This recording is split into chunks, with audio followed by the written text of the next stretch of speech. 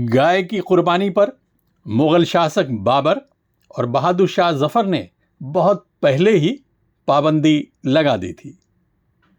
इतिहास सिर्फ तारीखों का लेखा जोखा नहीं होता, इतिहास गवाह होता है उस समझदारी का, उस आपसी मोहब्बत का जिसने इस मुल्क को हिंदुस्तान बनाया।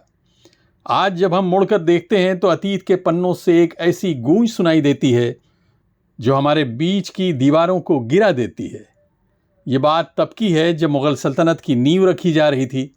बाबर ने अपनी ज़िंदगी के आखिरी पड़ाव पर अपने बेटे हुमायूं का हाथ थामकर एक वसीयतनामा लिखा था।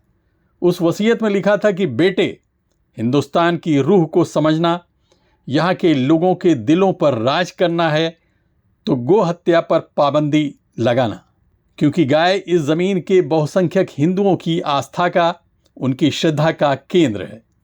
वो महज एक सियासी फैसला नहीं था, वो इस वतन की साजी तहजीब का पहला सजदा था। वक्त बदला, सदियां बदली, लेकिन इस मिट्टी की तासीर नहीं बदली।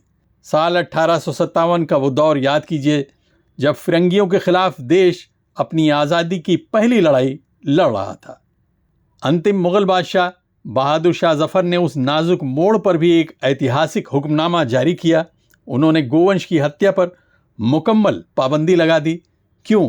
ताकि क्रांति की मशाल थामे हिंदू और मुसलमान भाइयों के दिलों में कोई खटास ना आए।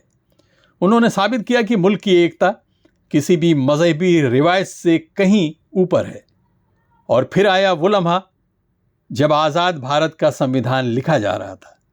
संविधान सभा की उस पवित्र चौखट पर जब गो संरक्षण की बहस छिड़ी तो सबसे खूबसूरत आवाज़ें हमारे मुस्लिम नुमाइंदों की थीं।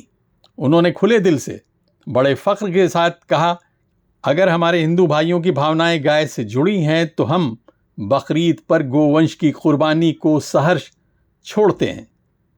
ये कोई मजबूरी नहीं थी, ये एक भाई का दूसरे भाई की आस्था के प्रति वो बेइंतहा सम्मान था जिसने इस देश के सेकुलर ताने बाने को बुना।